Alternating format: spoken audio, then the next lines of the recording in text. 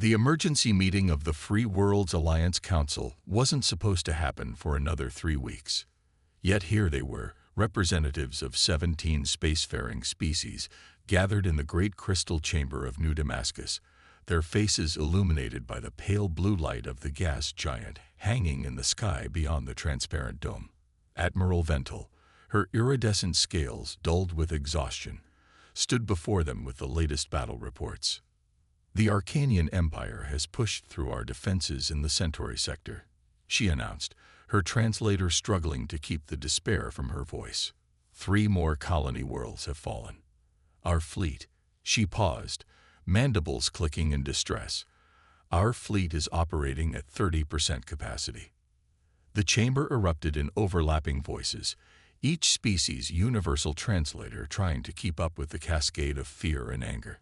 High Counselor Zex-427, their robotic form gleaming under the starlight, raised their primary manipulator for silence. "The Arcanians have spent centuries perfecting their battle meditation technology," they stated, their synthetic voice carrying across the chamber. "Our ships cannot match their neural-linked battle groups. Unless we find a solution, the Free Worlds Alliance will fall within the year." That's when First Observer Lynn, one of the Alliance's most respected xenoanthropologists, stepped forward. Her tentacles were coiled tight with nervous energy, a sign her species displayed when about to propose something controversial. "There might be a solution," she began, activating a holographic display in the center of the chamber. "My research team has been monitoring a species in the spiral arm of the galaxy, in what they call the solar system." The hologram showed a blue-green planet, then zoomed in to display cities, vehicles, and finally the bipedal inhabitants going about their daily lives. "They call themselves humans. Primitives," scoffed Counselor Mrath, his crystalline form vibrating with derision. "They've barely achieved spaceflight." Lynn's tentacles uncoiled slightly as she continued. "That's what makes them remarkable. In just 3 centuries, they've gone from primitive combustion engines to quantum computing. Their rate of technological advancement is unprecedented in galactic history." She gestured, and the hologram shifted to show human military exercises, scientific achievements, and social gatherings. "But it's not just their technology that interests me. Humans possess something unique. They're individually adaptive. Unlike the Arcanians, who rely on collective consciousness for battlefield coordination, humans can make split-second decisions independently while still working as a team."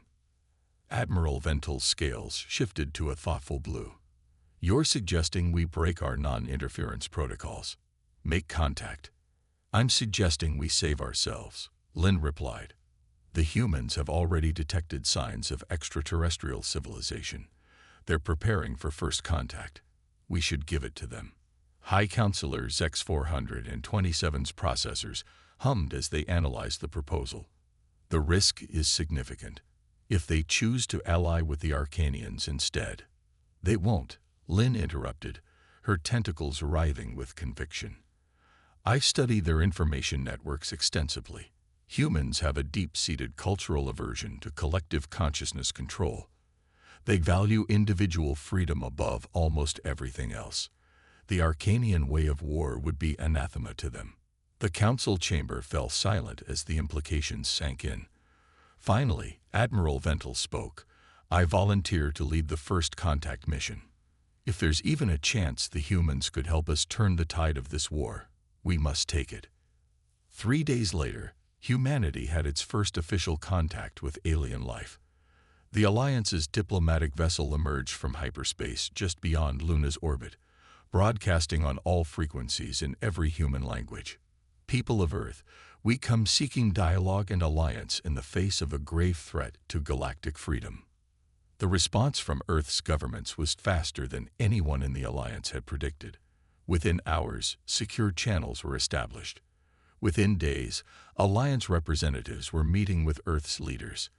And as they learned about the Arcanian Empire's neural control technology and their relentless expansion, humanity's scientists and military strategists began to see not just a threat, but an opportunity. "Your battle meditation technology is impressive," General Sarah Chen told the Alliance representatives during one of the first military briefings. But it has a fundamental weakness. It requires harmony, consensus, and most importantly, predictability. She smiled, and there was something in that smile that made even the most veteran Alliance warriors feel a surge of hope. We humans, we specialize in chaos. In the 2 months since first contact, humanity had transformed its orbital shipyards into bustling centers of innovation. Alliance engineers watched in amazement as humans took their standard ship designs and turned them into something entirely different. Gone were the sleek, harmonious lines favored by both the Alliance and the Arcanians. Instead, the new vessels bristled with what looked like technological chaos. Captain Maya Rodriguez stood on the bridge of the ESS Trickster, humanity's first purpose-built starship for the war effort. Where Alliance ships housed meditation chambers for coordinated combat, the Trickster contained what she affectionately called the noise engine, a quantum-based system designed to do the exact opposite of battle meditation. Think of it like electronic warfare meets psychological operations, she explained to Admiral Vental, who had come aboard to observe their final preparations. Instead of trying to match the Arcanians' perfect coordination, we're going to scramble it. The Admiral's scales shifted to a skeptical purple. The Arcanian battle meditation has resisted all attempts at disruption for centuries. Maya grinned. That's because everyone tried to break the connection. We're going to poison it instead. She gestured to her communications officer. Show them the simulation. The holographic display came to life, showing a representation of an Arcanian battle group. 12 ships moving in perfect synchronization, their neural network represented by glowing lines between vessels. Then a single human ship appeared. The noise engine doesn't just broadcast random interference, Maya explained as the simulation continued. It broadcasts thousands of contradictory but believable tactical decisions simultaneously. When this hits their battle meditation network, in the simulation, the glowing lines between Arcanian ships began to pulse erratically. Ships started moving in conflicting directions as their neural-linked commanders received and tried to process multiple contradictory but apparently valid combat decisions simultaneously. Information overload, Maya said with satisfaction. Their greatest strength becomes their greatest weakness. The first test of humanity's strategy came sooner than expected. An Arcanian battle group pushed into the Proxima Centauri system, clearly expecting to find another easy target. Instead, they found the Trickster and her 2 sister ships, deliberately positioned to look like a retreating Alliance squadron. The Arcanians took the bait, their ships moving into attack formation with their characteristic perfect coordination. Captain Rodriguez watched them approach, her hand hovering over the noise engine's activation control. Let them get closer, she murmured. Let them think they've got us. The Arcanian ships moved into their optimal attack range, their neural network humming with shared battle consciousness. Now, the noise engine sprang to life. To human observers, nothing seemed to happen. But on the Arcanian ships, chaos erupted. Their neural network, designed to share clear, decisive information, was suddenly flooded with thousands of tactical scenarios, each one seeming equally valid and urgent. Ship commanders received simultaneous orders to advance and retreat, to fire and hold fire, to shield, and to divert power from shields. The perfect formation collapsed into disarray as individual commanders struggled to determine which orders were real and which were phantom data. All ships, execute attack pattern Delta, Rodriguez commanded, and the human vessels moved in. Their attacks weren't coordinated with the precision of battle meditation, but they didn't need to be. The Arcanian ships, their crews paralyzed by contradictory inputs, couldn't mount an effective defense. In less than 20 minutes, the entire Arcanian battle group had been disabled or destroyed.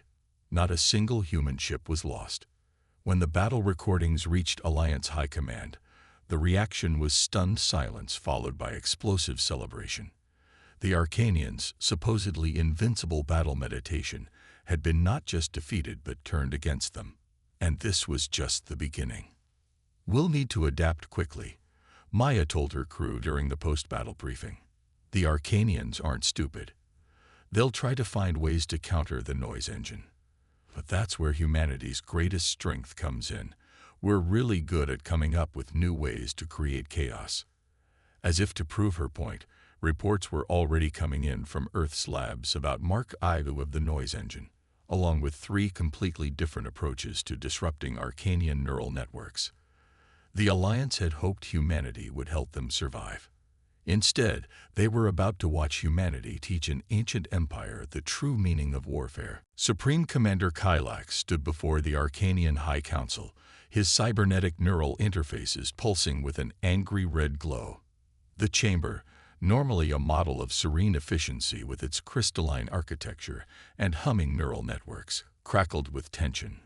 3 months, he stated, his mechanically enhanced voice resonating through the neural link shared by all present. In 3 months, these humans have disabled or destroyed 47 battle groups. Our casualties exceed anything we've experienced in the last century of warfare. The data streamed directly into the council members' consciousness through their neural interfaces. Ships lost, crews disconnected from the battle meditation network, strategic positions abandoned. Each loss pulsed like a wound in their shared awareness. High Chancellor Merrick's, her form more machine than organic after centuries of neural enhancement, spoke for the Council. How is this possible? Our battle meditation technology has been perfected over centuries. It is the pinnacle of coordinated warfare. The humans, Galactic replied, are not fighting our coordination. They are poisoning it. He projected his direct experience of a recent battle into the shared consciousness. Council members recoiled as they felt the chaos of thousands of conflicting tactical decisions flooding their neural networks. Their technology, he continued, does not attempt to break our connection. Instead, it floods our network with so many viable tactical options that our enhanced minds cannot process them fast enough to maintain battlefield coherence. Then we will adapt, declared Council Member Vex, his cybernetic eyes glowing with determination. We will enhance our neural filters, strengthen our collective consciousness. The humans cannot defeat centuries of technological evolution. Galactic's neural patterns rippled with disagreement. We have tried. Enhanced filters delay the effect but cannot prevent it. Stronger neural links only make the confusion spread faster. And now, he paused, his cybernetic components humming with concern. Now they have begun using multiple different disruption techniques simultaneously.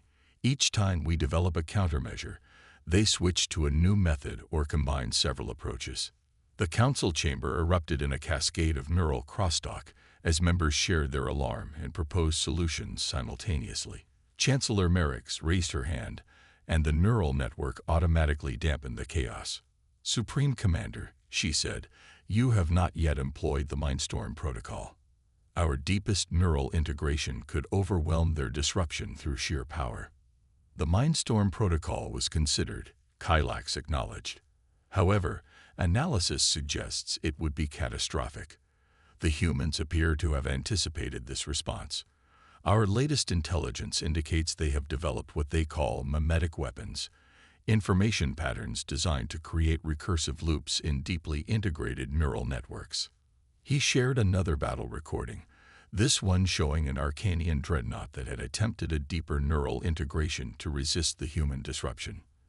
The ship's crew had become trapped in an endless loop of contradictory logic, their enhanced minds unable to break free from the paradoxes introduced into their shared consciousness. We must consider, Galactic continued, his neural patterns displaying uncharacteristic uncertainty, that our fundamental approach to warfare may be flawed. The humans are not merely defeating our technology. They are exploiting its basic assumptions. Impossible, Vex declared. Our neural network strategy is based on perfect unity, perfect coordination.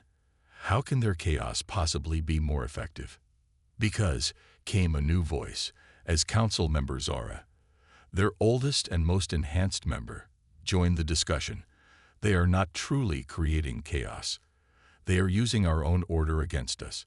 Each disruption pattern they introduce is internally logical, tactically sound. Our neural networks cannot dismiss them because they all appear to be valid military decisions. The humans have turned our pursuit of perfection into a weapon against us. The chamber fell silent, both verbally and neurally, as the implications sank in.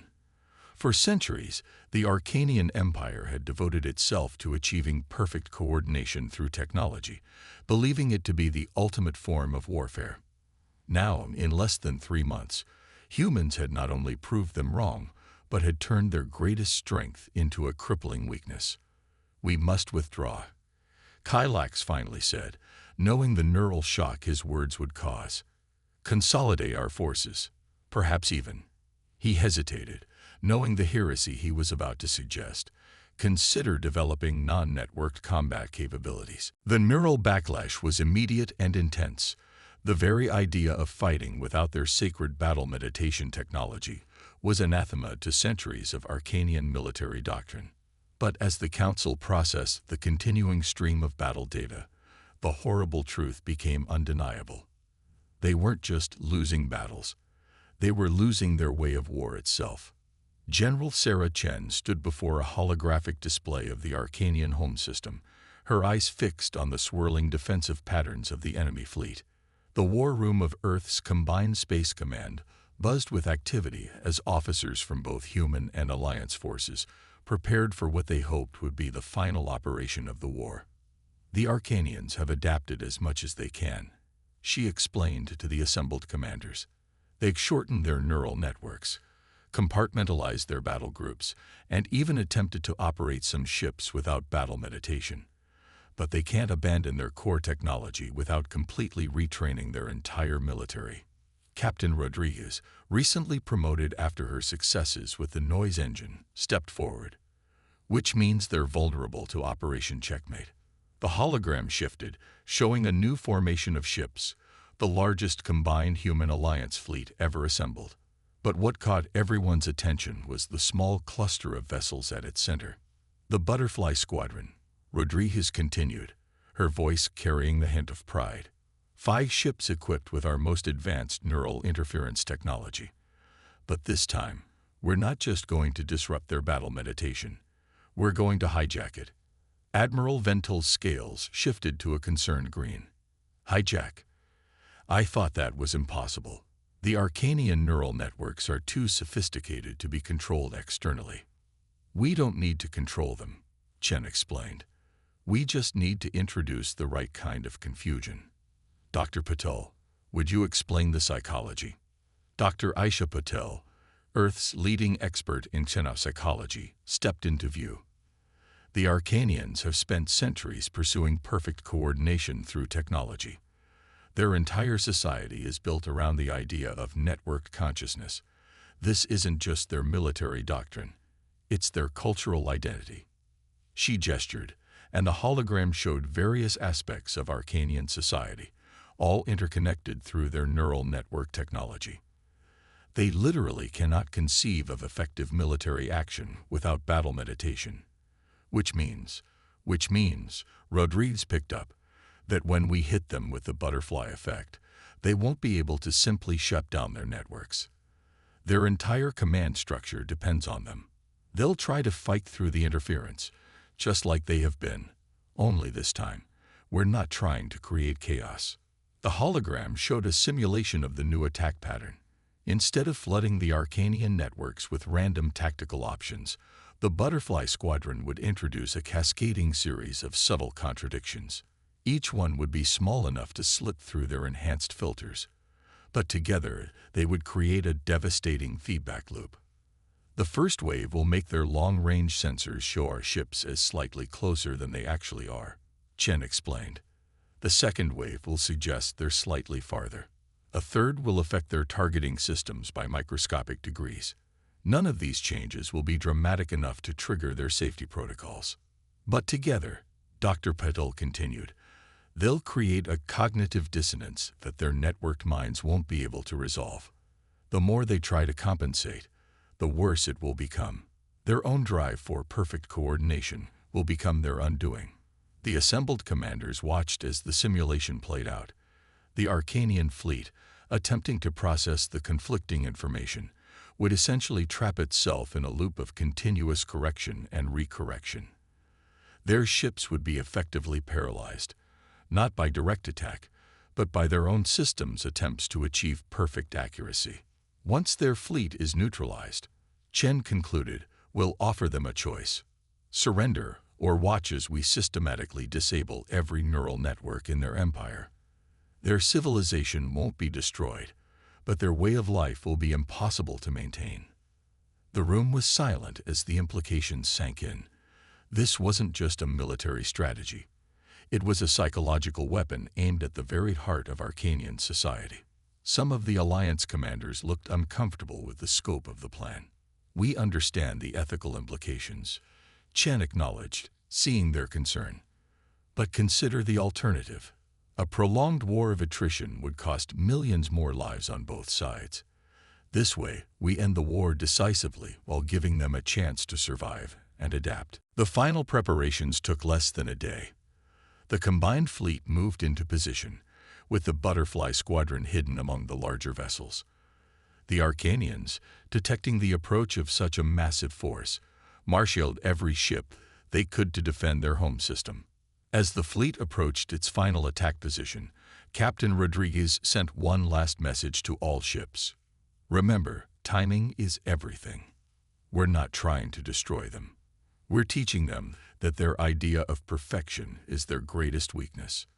The battle was about to begin, and with it, the end of centuries of Arcanian dominance. Humanity hadn't just found a way to fight a superior enemy. They had found a way to change the very nature of warfare in the galaxy.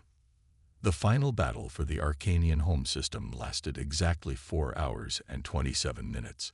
Later, historians would note that it took longer to sign the surrender documents than it did to end the actual fighting. The Butterfly Squadron's attack worked even better than anticipated. As the cascading waves of subtle contradictions hit the Arcanian neural networks, their entire command and control structure began to unravel. Ships that had fought in perfect harmony for centuries suddenly found themselves trapped in endless loops of correction and recorrection. From her position on the bridge of the ESS Trickster, Captain Rodriguez watched as the massive Arcanian fleet gradually ground to a halt, their ships drifting in confused patterns as their crews struggled to process the conflicting information flooding their neural networks. "They're not even trying to return fire," her tactical officer reported, a note of amazement in his voice. "The disruption has completely paralyzed their combat capabilities." General Chen's voice came through the command channel. "All ships hold position. Let them realize the full implications of their situation." She knew that the Arcanian leadership, connected to their fleet through their own neural networks, would be experiencing the same paralysis as their military forces. The message from the Arcanian High Council came 30 minutes later. Their normally precise and formal communication protocols were fragmented, broken by the cognitive dissonance still echoing through their networks. "We request cessation of hostile actions," the message began, each word seemingly dragged out of their collective consciousness. "Our systems cannot maintain coherence. We submit to terms." The victory was total, but it wasn't just military defeat the Arcanians faced. Their entire civilization, built around the concept of perfect neural synchronization, had been shown to be fundamentally flawed. The psychological impact was profound. In the days that followed, as Alliance and human ships moved to secure Arcanian space, something remarkable began to happen. Younger Arcanians, those less deeply integrated into the neural networks, started asking questions that had been unthinkable before. Dr. Patel, observing the social upheaval from her research station on the Arcanian capital world, documented the transformation. "They're experiencing a cultural awakening," she reported. For centuries, they'd pursued perfect coordination as the ultimate goal. Now they're discovering the value of individual thought and adaptability. The terms of surrender, crafted primarily by human negotiators, were surprisingly generous. The Arcanian Empire would be allowed to maintain its sovereignty, but would have to dismantle its military neural networks and accept limitations on future development of battle meditation technology. More importantly, they would have to open their society to outside influences and ideas. "We're not here to destroy your civilization," General Chen told the Arcanian High Council during the formal surrender ceremony. "We're here to show you that true strength comes from diversity of thought, not perfect uniformity." The impact on galactic politics was immediate and far-reaching. The Alliance, which had spent centuries on the defensive, suddenly found itself in a position of unprecedented influence. But it was humanity, the newcomers who had ended a war in 5 hours that had raged for decades, who attracted the most attention. Diplomatic delegations from dozens of species began arriving at Earth. Some sought military alliances, others technological partnerships. But all of them wanted to understand how a relatively young spacefaring race had succeeded where centuries of traditional warfare had failed. Captain Rodriguez, speaking at a conference 6 months after the victory, summed up humanity's perspective. "We didn't win because we had better technology or stronger ships. We won because we understood something fundamental about intelligence, whether human or alien. The pursuit of perfection is a dead end. It's our imperfections, our chaos, our ability to think differently and adapt that make us strong." The Arcanian Empire, true to the terms of surrender, began a difficult but remarkable transformation. Young Arcanians, freed from the constraints of mandatory neural integration, started developing new forms of art, philosophy, and technology. Some even chose to study at human universities, eager to understand the species that had shown them a different way of thinking. As for humanity, their role in the galaxy had been irrevocably established. They were no longer seen as newcomers or primitives, but as innovators who had fundamentally changed the nature of interstellar warfare and politics. "We came to the stars thinking we needed to catch up to everyone else," General Chen reflected during the first anniversary of the victory. "Instead, we showed the galaxy that sometimes the newest perspective is exactly what's needed to solve the oldest problems." The 5-Hour War, as it came to be known, marked the beginning of a new era in galactic history. An era where the strength of civilization would be measured not by its ability to impose order, but by its capacity to embrace and adapt to chaos.